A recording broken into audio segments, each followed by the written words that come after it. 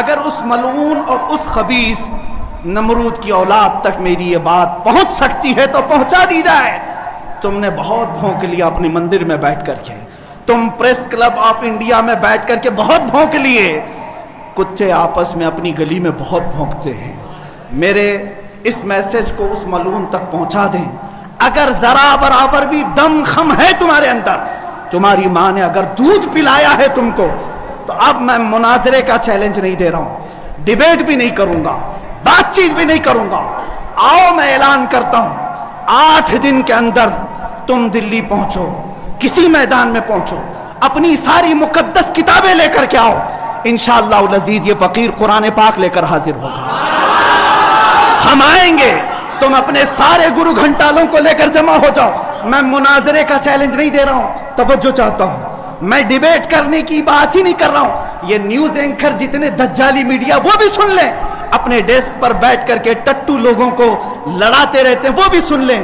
قرآن، اسلام، رسول کی ذات پر حملے کرانے کے لیے زرخرید لوگوں کو بٹھاتے ہیں، وہ بھی سارے نیوز اینکر، یہ پنڈت سب جمع ہو جائے میدان میں، یہ فقیر قادری حاضر ہوگا، ایک بڑی آگ جلائی جائے، آگ لگائی جائے۔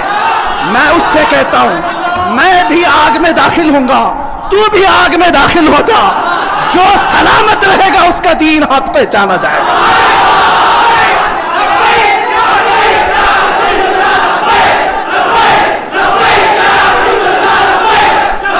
بہت ہو گیا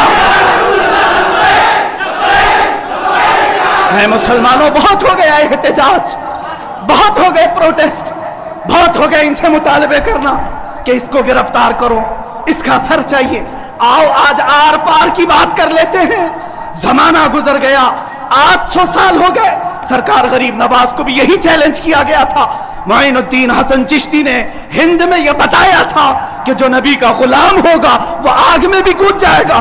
انشاءاللہ العزیز میں گنہگار ضرور ہوں، میرے اخلاق برے ضرور ہیں، لیکن جب بات میرے مذہب کی آئے گی، قرآن کی آئے گی، نام مصطفیٰ کی آئے گی، میں برسر اعلان آج پھر کہتا ہوں، آؤ تم سارے پنڈت مل کر کے آؤ، آگ لگائی جائے، تم سب پوری دنیا کو دکھانا میں بھی آگ میں داخل ہوں گا، تم بھی آگ میں آ جانا، دیکھتے ہیں کس کے جسم کو آگ جلاتی ہے۔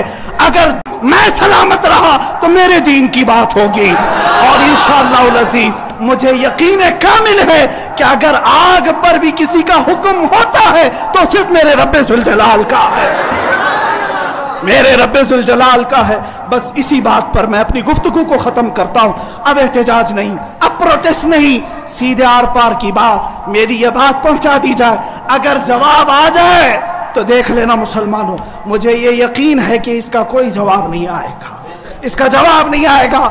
ہجڑوں کے پاس اس طرح کی کوئی بات کا جواب نہیں ہوتا، ان کی ماؤں نے اتنا دودھ ہی نہیں پلایا۔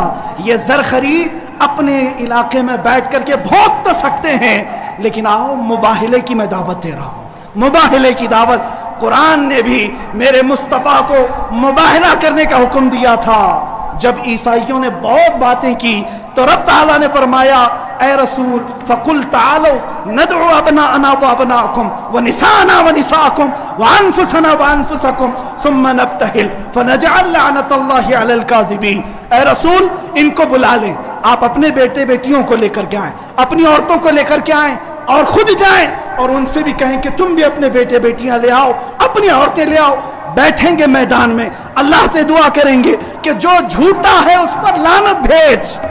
اتنا ہی میرے آقا کو حکم آیا تھا۔ حضور گئے نجران کے عیسائیوں کے پاس، چلو بلاؤ، مباہلہ کرتے ہیں۔ ایک مناظرہ ہوتا ہے جو ڈیبیٹ کیا جاتا ہے، مباہلے میں ڈیبیٹ نہیں، سیدھے میدان میں، عمل کے میدان میں بات نہیں کی جاتی۔ حضور آئے کس کو لے کر؟ سیدہ کائنات فاطمہ الزہرا، حسن مجتبیٰ کو، حسین اعظم کو، مولا علی کرم اللہ وجہہ کریم کو، 5 لوگ آئے تھے۔ نجران کے عیسائیوں نے پہلے تو مان لیا تھا چیلنج، جب یہ نورانی چہرے دیکھے تو عیسائیوں کے ایک بوڑھے پادری نے کہا، اے نادانو کس کو تم نے مباہلے کے لیے بلا لیا؟ اگر اس رسول نے ہاتھ اٹھا دیا تو قیامت تک تمہاری نسلیں باقی نہیں رہیں گی۔ اور مجھے میرے مصطفیٰ کے اس مباہلے کی برکت سے یقین ہے لیکن میرے مصطفیٰ کی نسبت میرے ساتھ موجود ہے، میرے پیر و مرشد کی نسبت میرے لیے کافی ہے۔ انشاءاللہ العزیز مباہلے کے لیے فقیر حاضر ہوگا، جواب آ جائے اے سنی مسلمانوں انتظار کرو، اب لڑائی آر پار کی ہو جاتی، دیکھا جائے گا کس کا دین حق ہے، کس کی کتاب حق ہے، کس کا رسول حق ہے، اسی بات پر خاتمہ ہوگا۔ وآخر دعوانا الحمدللہ۔